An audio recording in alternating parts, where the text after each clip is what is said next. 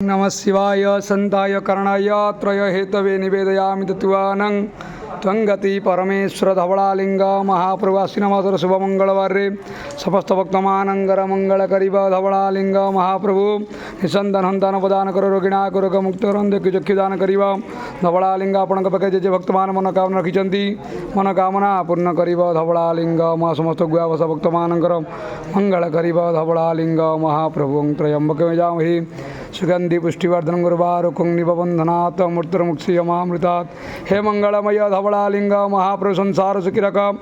जगतर कल्याण कर आपणंग महिमा प्रकाश करीब धवलालिंग महाप्रभु समस्त दाता भक्ता श्रोता मनंगर मंगल करंतु उत्तर उत्तर उन्नति करीब धवलालिंग महाप्रभु दीपं ज्योति परम ब्रह्म दीपं ज्योति जनार्दनं दीपारात मे पापं पूजा दीपं नमस्ते ओं शुभदुकर्दु कल्याणं आरोग्यं सुख संपदा शत्रुबुद्धि विनाशं च शुभम दीप नमस्ते धवलेश्वर गवाना विख्यात आनंद कवार हरि बोल धवलालिंग महाप्रभु।